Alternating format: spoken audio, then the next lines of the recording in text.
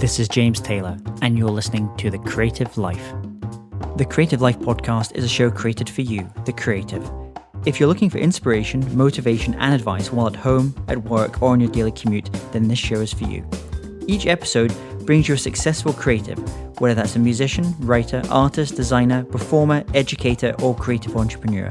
They share their journey, their successes, their failures, their creative process, their insights, and much, much more.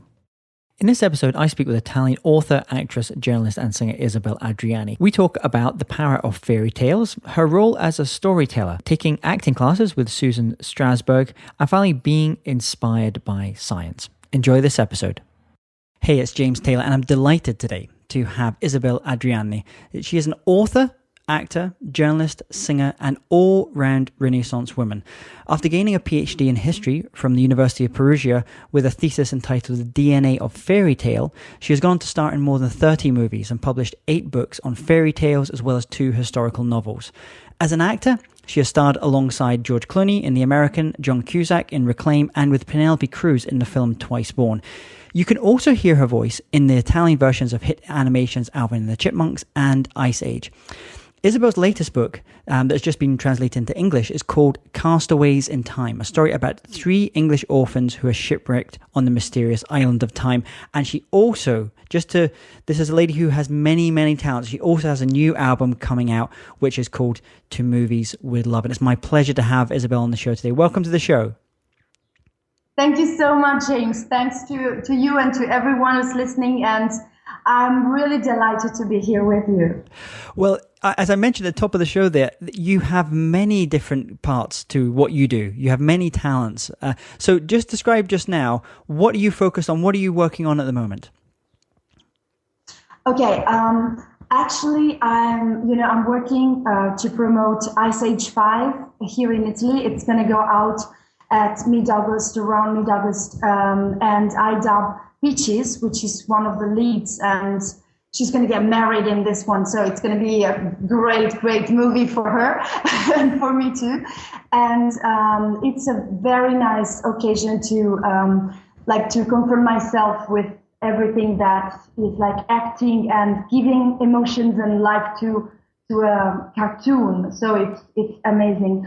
And so I'm in Italy to do that. And also my new book, Castaways in Time, as you very well said, it's coming out in English and Italian. And I just finished to record 2 Movies with Love, which is my new album with whistling and singing. And so, well, actually, I'm really a nerd, so it's like people ask me like, how can you do all of these things? I'm just a nerd. It's not that special, you know. I just can't stop staying still. So I always do something. But so I love it. As a child growing up in the middle of Italy, were you one of those children who was always acting and dancing and singing and writing poems? Were you that kind of child? Exactly. Yeah. Understandable for parents and friends, but yeah. And then at what point did you, because you went from school, you went into studying history initially. Is that correct? Absolutely, yeah. I love.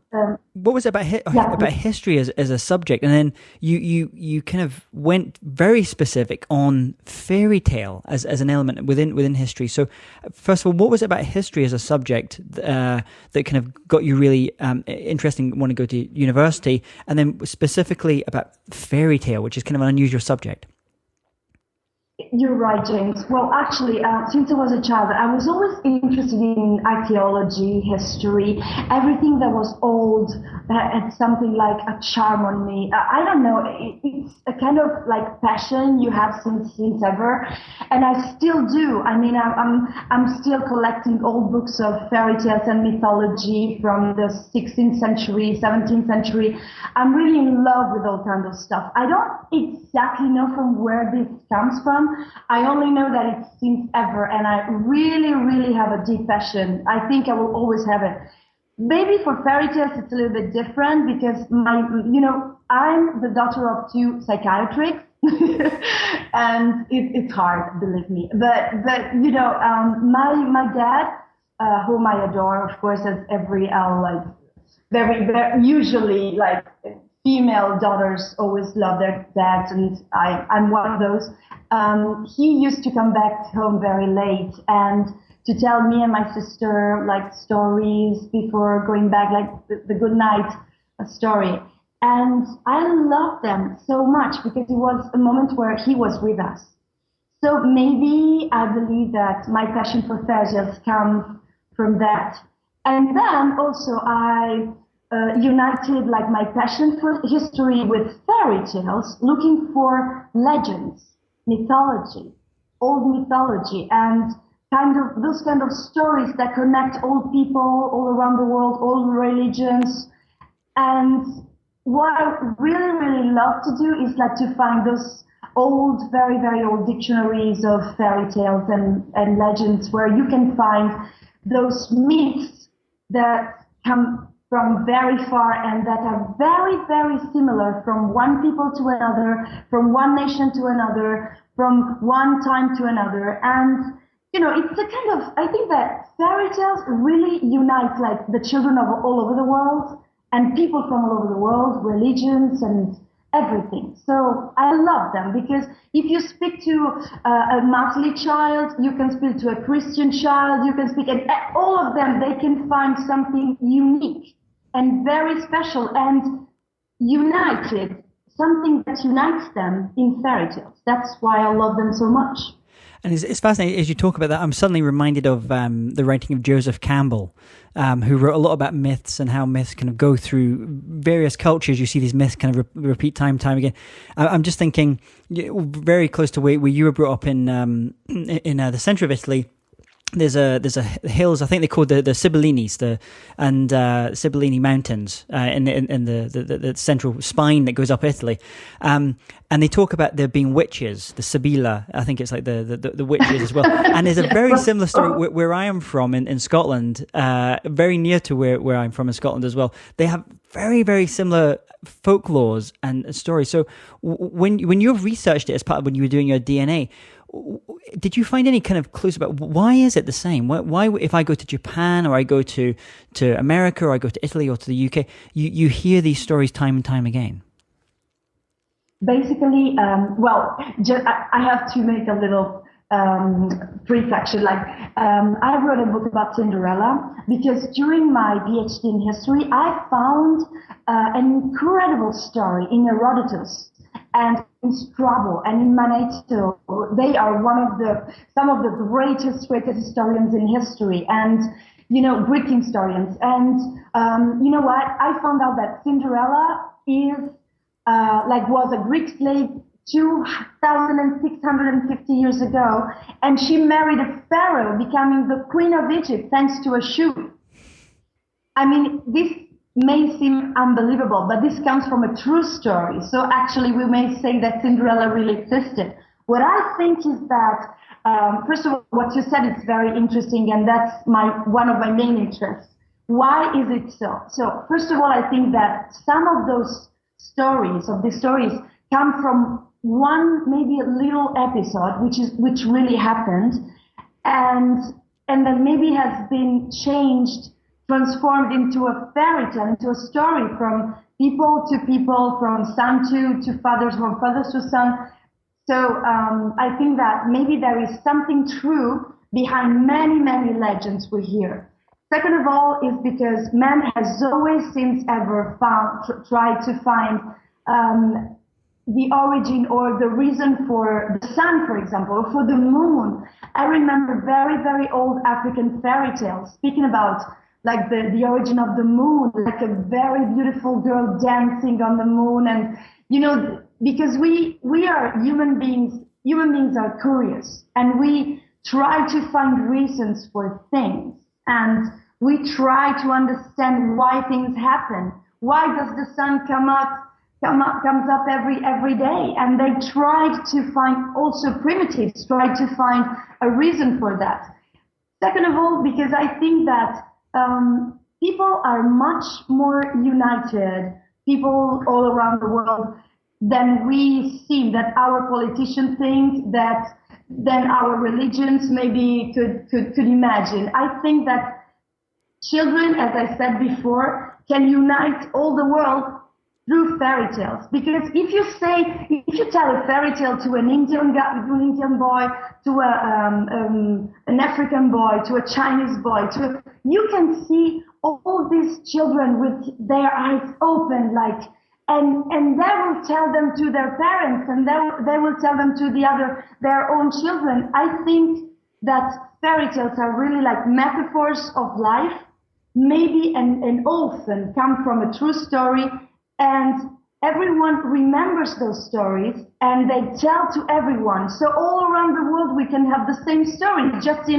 Only Cinderella has like 143 versions all around the world in all languages. I think we love this because fairy tales are very, they give you something like, you feel safe.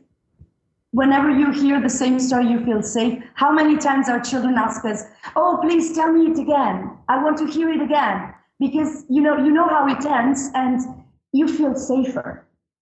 So I think there are many reasons for that. And then you've got this. You went through you're known as a writer, but also you have these other things that you do as well as a creative, being a singer and an actress as well. So it seems that storytelling is the one thing that kind of links all these different parts to your career and what you do. Wow, you're the only one in the world. You are the only journalist who ever interviewed me who told me that for first. Because I always have to ask, because what they do is they ask me, why do you do all these different things? And I would say, they're not different. It's all about telling stories. As a journalist, I tell real stories. As an author, I tell stories because I write them. As an actress, I play a role and I tell a story instead of a role. And, everything I do is telling stories. So you're so smart. Thank you so much. I was talking to a friend of mine recently who he coaches a lot of creatives and artists and writers. And he said, in our culture, we're so pushed now to have to do one thing. Just one thing, be very niche, be very focused on one thing. And most creatives don't think like that. They have thematic. They think more thematically. They think of themes that kind of going around. And sometimes the way that they output those things may take different forms. It may be a book. It may be poetry. It may be art. It may be whatever it may be building a business. But there's a central core thing to what it's just obviously you have it with the songwriting. So where did you could have easily then just become a boring academic and gone into the world of academia. I know you speak 5 languages as well. Where did the acting? How did you have this part you also brought to your life, which is acting in all these movies? Where did that come from? Oh, you're funny because well, as I told you, I'm a nerd, and yes, I could have been a very boring academic. I think I'm boring either, but maybe in different parts. So what happened was that I was extremely shy. I have, as I told you, my parents are psychiatrists, and my mom is a very tough girl. I mean, she's an amazing doctor, and she does a lot of stuff, but she's not very keen on compliments, let's say that. And I never, ever felt like nice or beautiful or appreciated, really. So what happened is that when I was 17, which was very late for a girl, I really grew up. Like before, I was just a nerd at school. I had like glasses and like those machines on my teeth to make them right. And I was always red because everybody would talk to me. I was like so shy. I couldn't just, oh my God, he's talking to me. So I mean, it was quite hard for me to express myself, my feelings, so my parents thought, well, why don't we send her to an acting school? I always admired so much all the actresses. I remember I was 5. I still remember that because I was watching Notorious by Alfred Hitchcock with Ingrid Bergman, and I just loved it. I was completely in love with that movie, and I said, I want to be like her.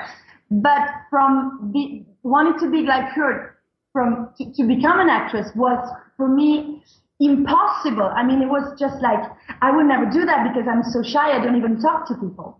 So they sent me to an acting school, and I went away like 2 times, even though I loved it. But I really was really so keen on like dancing and singing and whistling, and I would act in repeat all the movies in black and white. I could see in my room like for dozens of times, trying to find that expression, but I never thought I could have the the courage to do that in real life.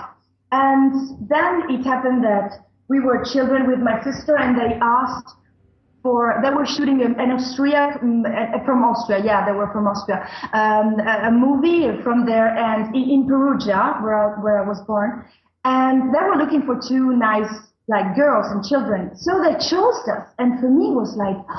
And when I saw the cameras and the director talking and all the people, and I felt like I was part of a story, I just fell in love, and I could never stop acting. So I've done like 12 years of theater, and then I had a little theater school for children. We would obviously broadcast and put on scene like fairy tales, and then I kept on doing that, and I've done all the theater acting classes I could. I met Susan Strasberg. I was so lucky to meet her in Rome before she fell sick, and she taught me a lot of stuff. And she said, "You are born to do that. You have to go on doing this." But then I was also like coming from a family of, we're all nerds. So I said to my parents, yeah, I will have a PhD. I will go to university. I love studying. And so I was like divided like between 2 loves, like archaeology and history, and acting and dancing and singing. And, I took my PhD. I kept on writing books and stuff, and I became a journalist. But then they assigned me, I was working for our national televisions, either RAI and then Mediaset.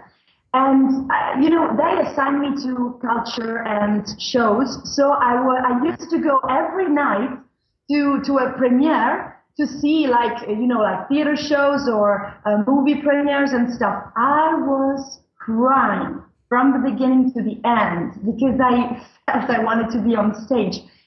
And even though I've always been quite rational because I'm, like an academic kind of person, but I just couldn't help it. And so I fired myself from being a journalist in the main Italian television and began to act. And actually I've done like 47 movies in 6 years. So it seems it's fine. Wow.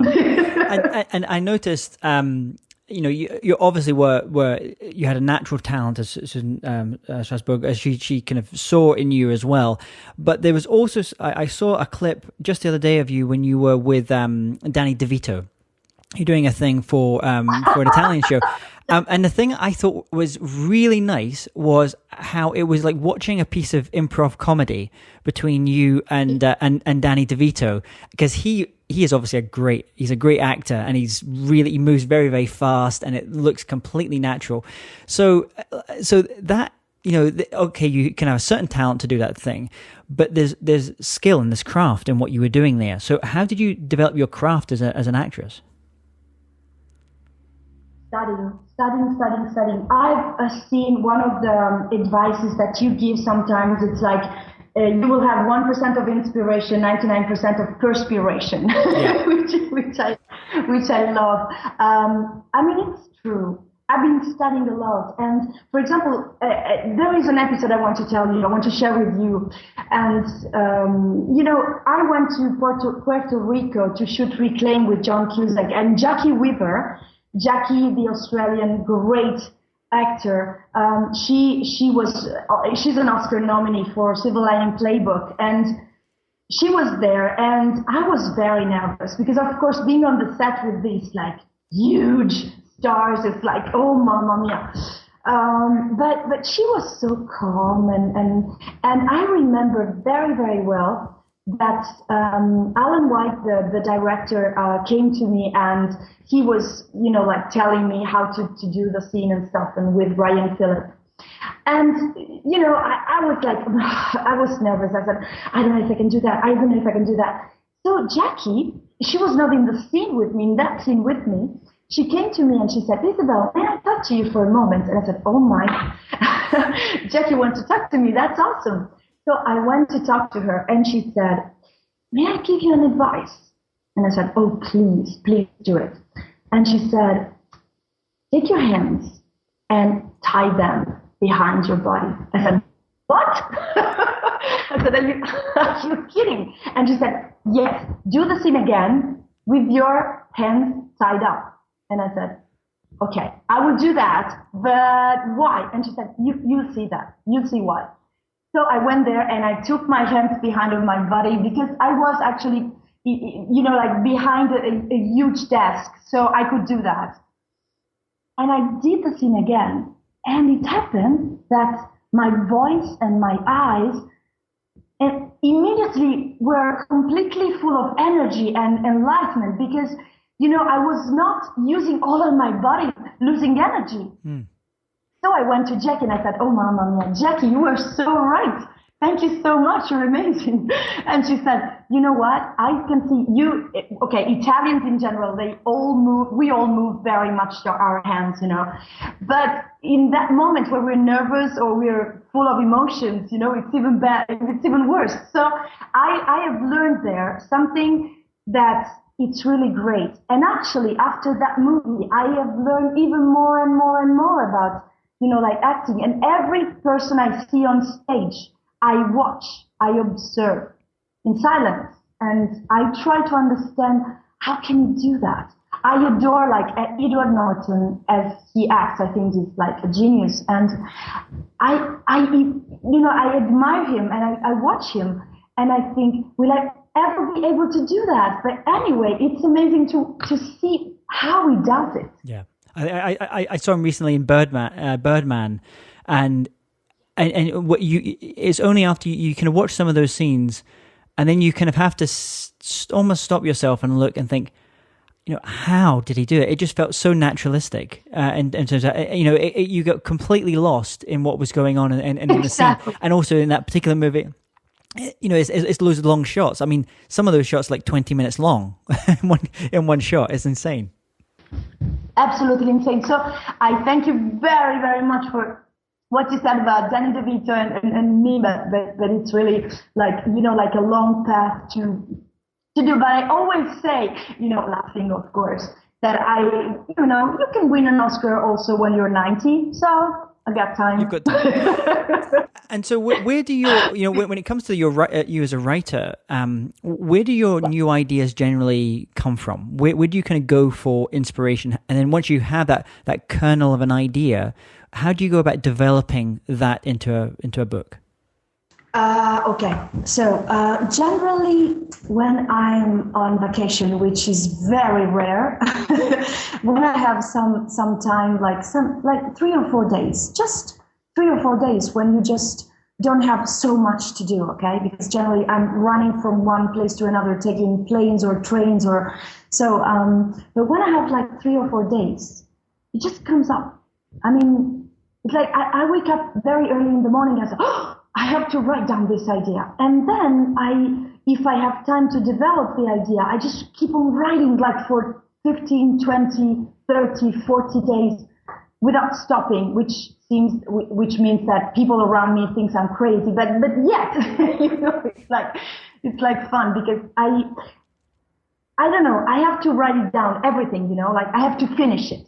Then, of course, it's never finished, because then you have like 1 year when you have to correct all the drafts and stuff. But the real, like, genuine idea comes up like in 3 or 4 days, and stands like all the plot like for roundabout 15 days. And then the real work begins, because the inspiration, or the divinatio, we would say in Latin, the enlightenment, it's like just for a moment, and then you have to go on and work very, very hard to so that that little light becomes something really concrete. By the way, it goes more somewhat like that. Yeah, I would say it's like that. And then when you kind of have that time, so you've kind of blocked out some time, you have some initial inspiration, and then you just, ignore everyone, close the world off, and just focus on writing for the next 14 or 30 days. Where do you find that you enjoy writing the most? Do you have a particular place that you write, or do you go into cafes and write? Do you want to be out when you're writing, or do you go on to a distant place so you're not at home in order to finish that book? Okay, it's not what I can do because I'm always around and I write wherever I am. Even if I'm on, I'm traveling on a train and I write, and then I take a plane and I write, and then I get down. So it's quite hard. But where I would love to write is like a country place where there are just a few noises, like little birds or something like that. I think a countryside and watching the sky and, a very long sunset or something like that. That gives me, because you know what, we are like incredible computers. We absorb as much as possible with our minds. So what happens is that if we fulfill completely like our mind with televisions and computers, and I have nothing against technology. I love it and I use it every day. But, if you fulfill your day with every kind of stuff, you don't really have the possibility to stay still for a moment and to think about what you really want to do, what you really would love to write and to create in that moment, and what you really desire. Sometimes we just don't have time for our dreams, our project. That's that. Yeah, I was a documentary the other day. It was about the life of Lucia Dalla, the songwriter, and he was talking. Right. He wrote that incredible song Caruso, I think it was.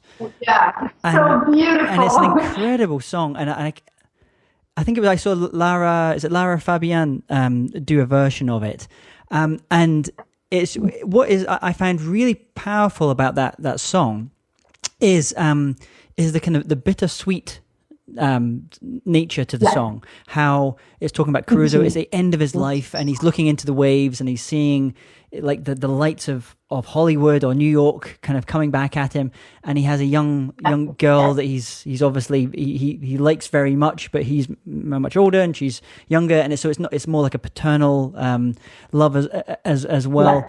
Yeah. It's just I find it really fascinating how the place sometimes has a strong part to play.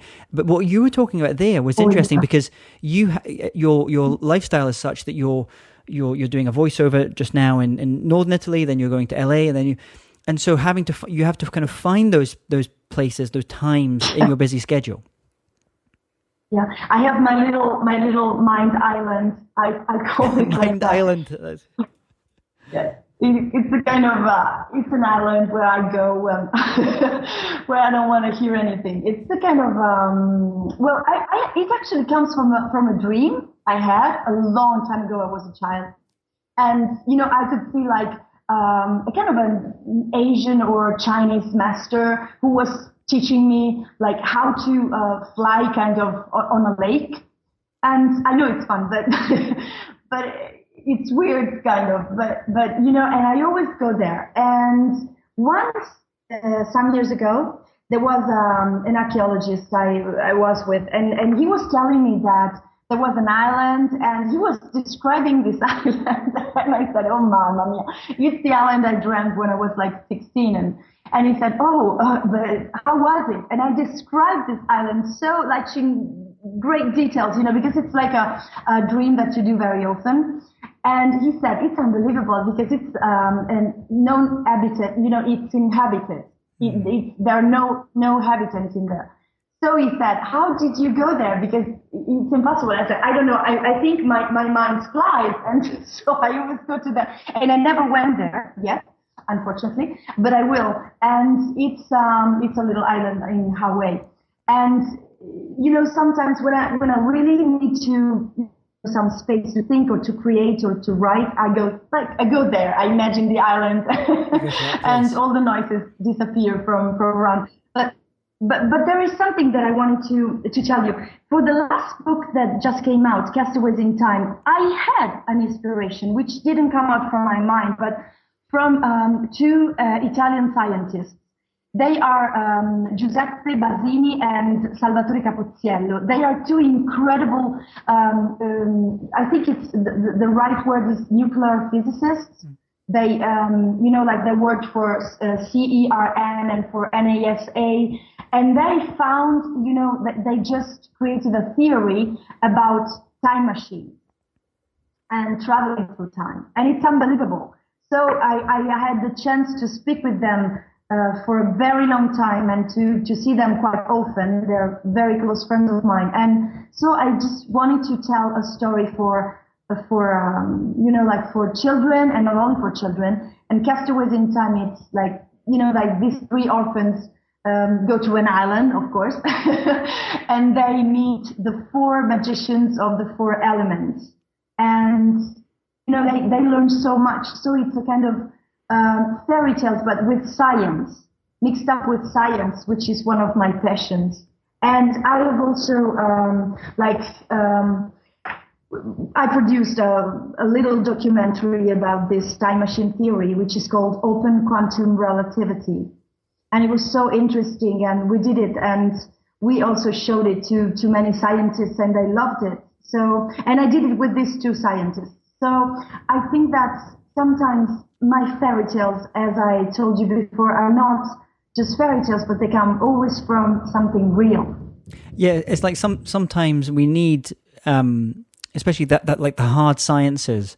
Sometimes we need almost like translators, people that can create a narrative, create stories in order to help us explain things which are quite complex. Everything going, even people like Einstein talking about relativity, and which I'm not, but when someone says to me, well, that feeling that when you're with a pretty girl, that time goes faster. That feeling? Oh yeah. Oh, okay. I understand that. So you sometimes we need those storytellers to be able to. And there's great, obviously, people like Richard Feynman, the scientist, was amazing at this. People that can be those translators. Richard Dawkins is wonderful at this as well, being those kind of translators.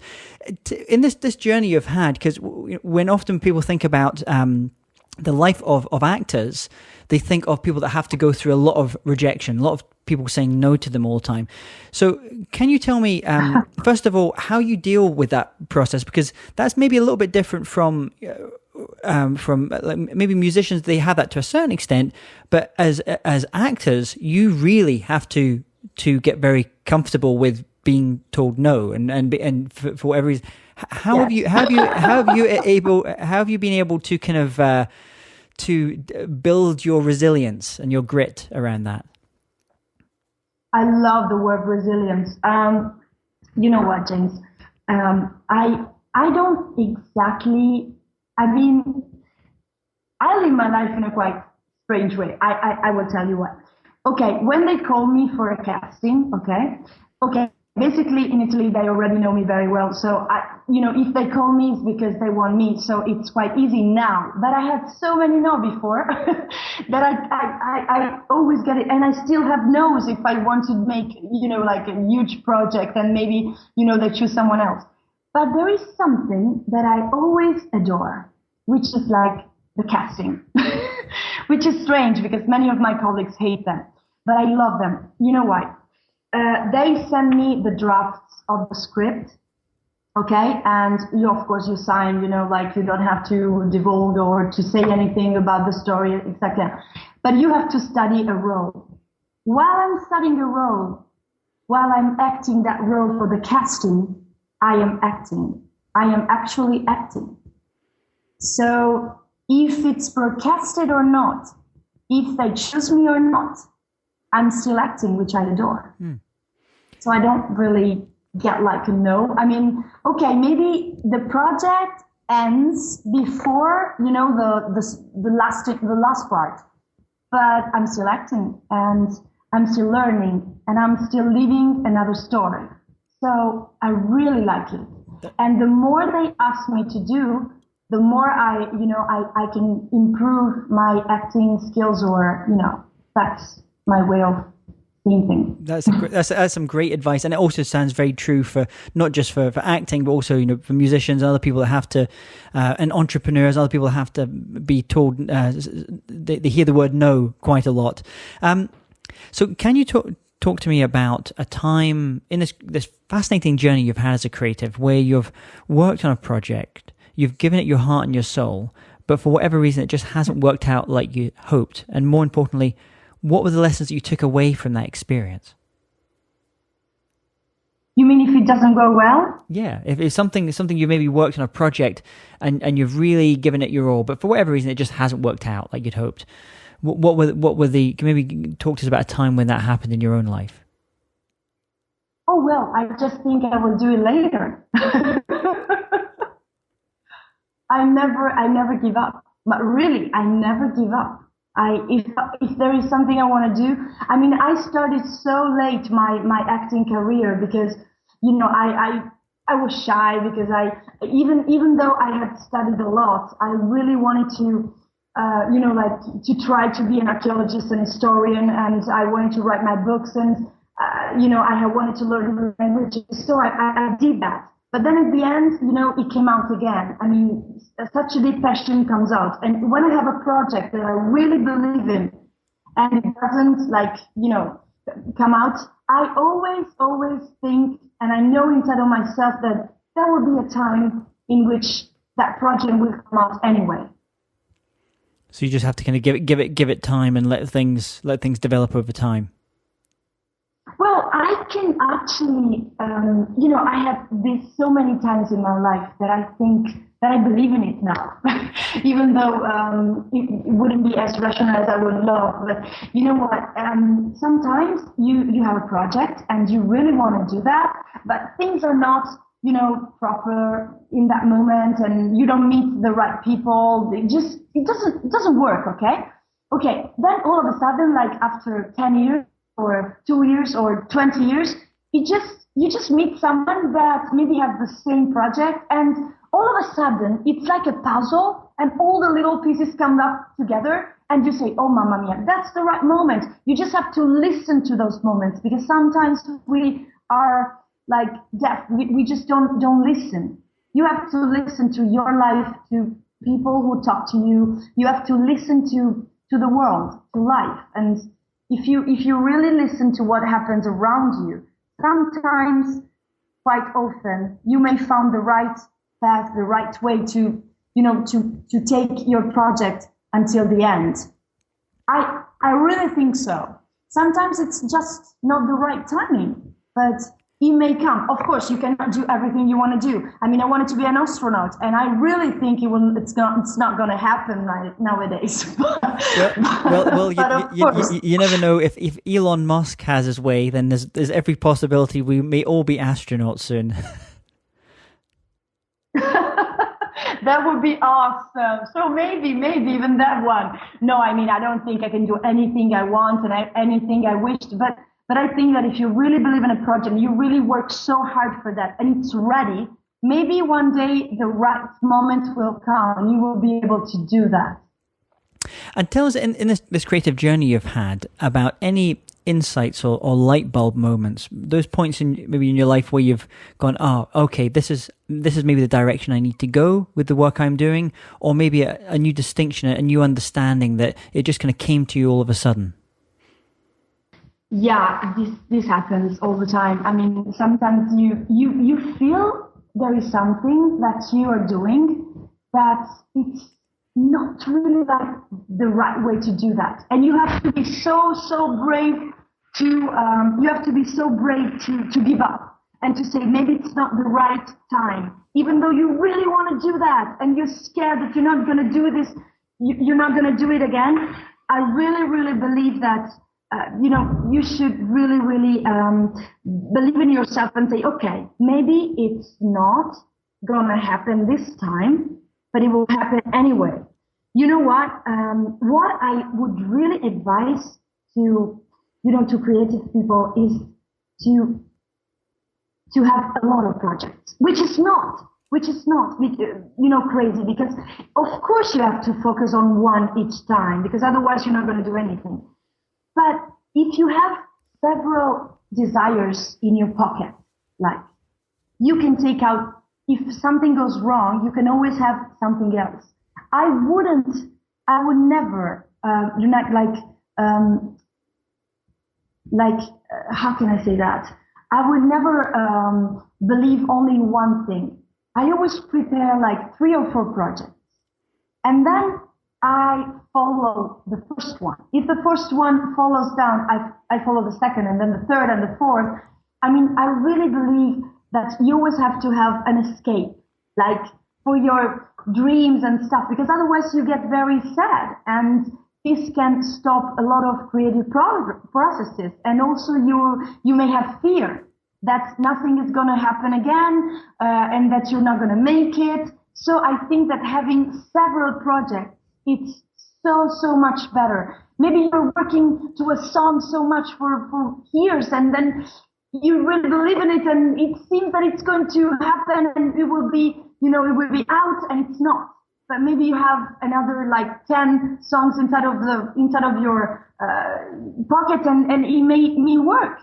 So I think you should never give up in any situation. Always have the back dream. I call it the back dream. The back dream. And what happens like when you get to someone in your position where you have a lot of opportunities? So in those, you mentioned in those initial years, it was difficult. There maybe weren't as many opportunities. You had to really work very, very hard to every single thing you wanted to do.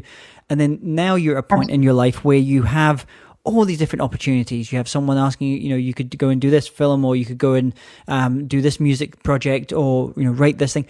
How, when you have so many opportunities, how do you decide which is the next one to do, which is the next thing to focus on, and which one do you need to say no, I'm sorry, but either time or I'm not interested?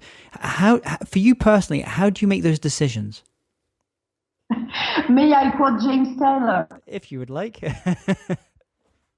We have limited amount of time, and you have to choose.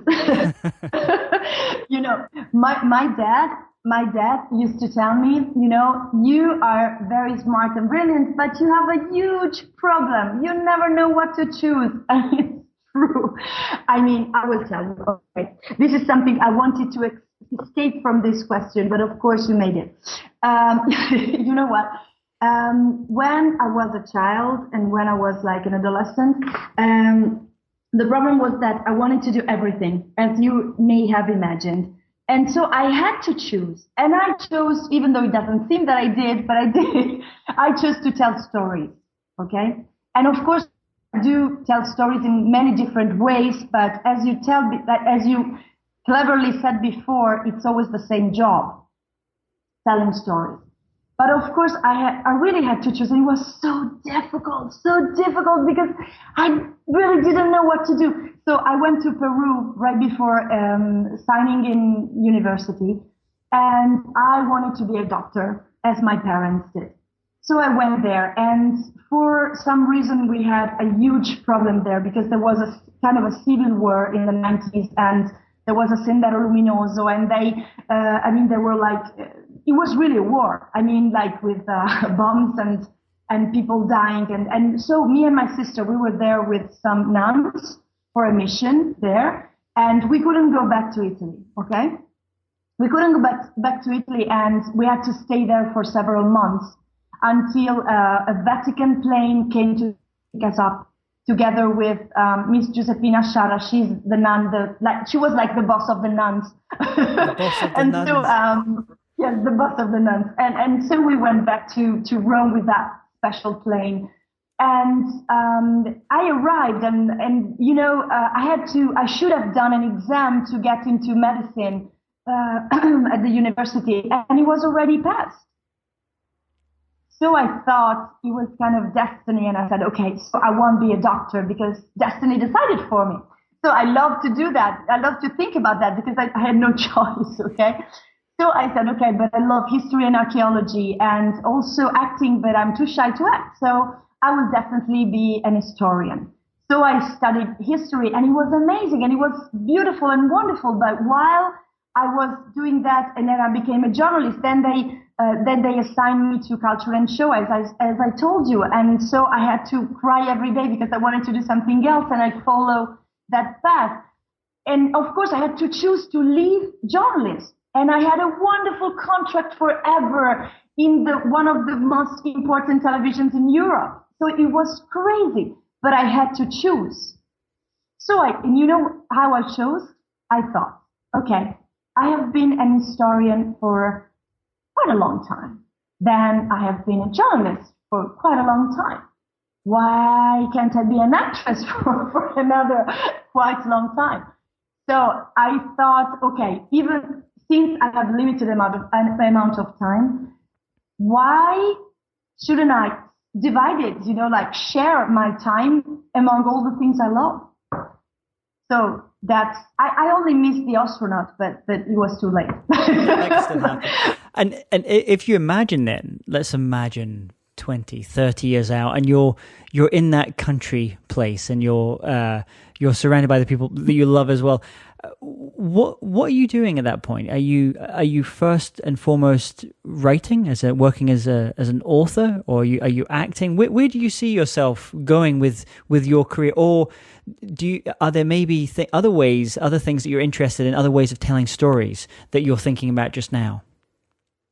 I will be there in my countryside, and with a very old, little piece of a very old kind of a castle, watching birds and the sky. And I'm a writer, absolutely. I'm a writer.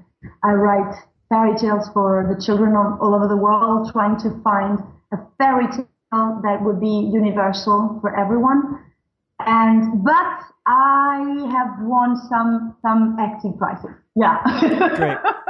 Already before, much before. And I would love to make something for people. Like I have an idea of a strange hospital where children may also feel better through fairy tales, and special paths with colors and kind of plants and stuff. This comes from my parents, doctors, and grandparents, doctors, and who knows. And I would like to unite also medicine, science, and fairy tales as always, and maybe also with great young guys who can act, and I may maybe who knows, I may teach something good to them to make people laughing and to make children feeling better, even in a medical way. I don't know if I explain myself, Absolutely. But it's kind of my last dream. Absolutely. And you mentioned at the start that you're a bit of a geek. So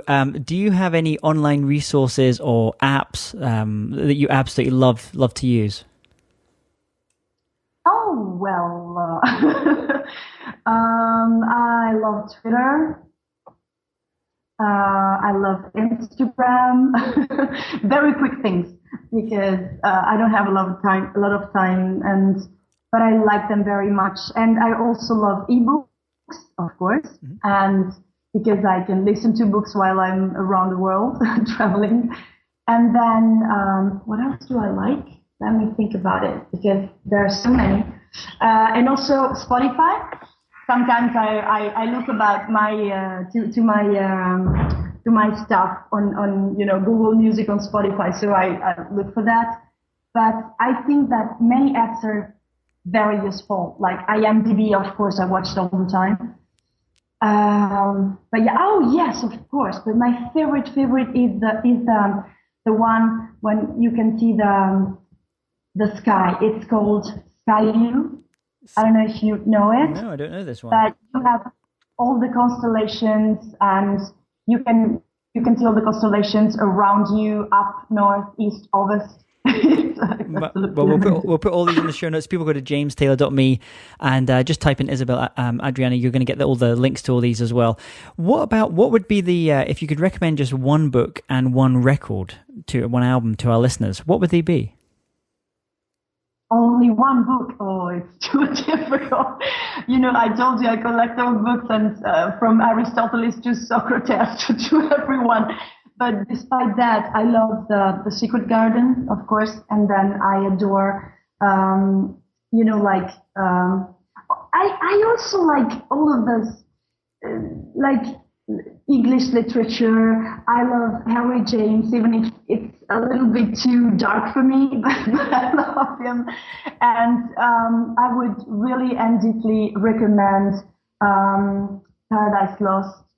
I would really, I couldn't live without Shakespeare or, I don't know, Dante Alighieri, Divine Comedy, or it's too hard. It's impossible. What about too many books. What would be the album? What would be the album that you would take away with you? The album? Oh, I loved Whitney Houston.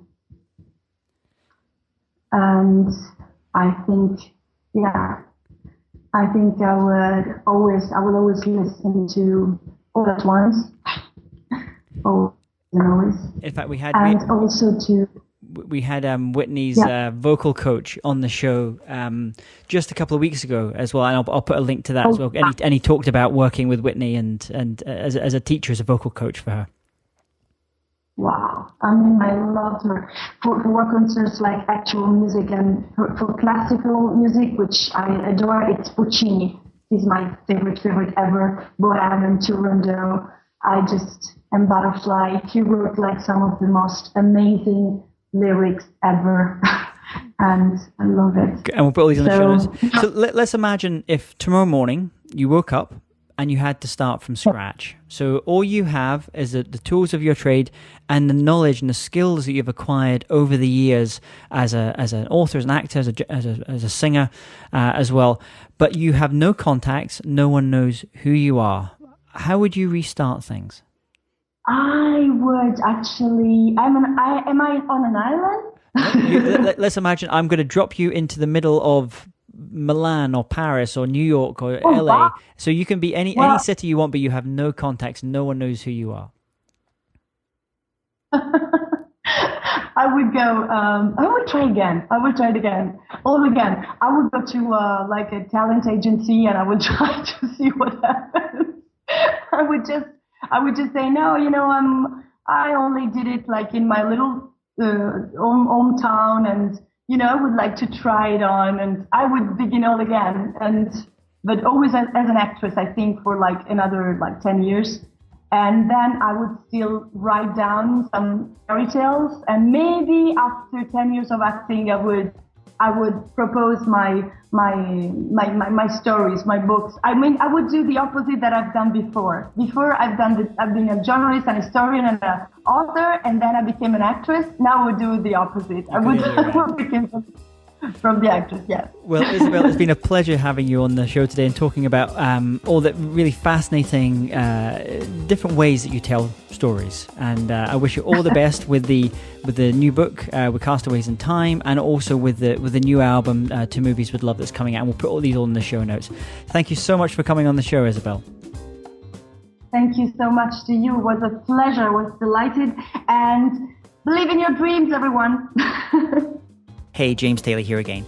And if you're interested in living a more creative life, then I'd love to invite you to join me as I share some of the most successful strategies and techniques that high-performing creatives use. I put them all together in a free downloadable ebook that you can get by going to jamestaylor.me. That's jamestaylor.me to get your free downloadable ebook on creativity.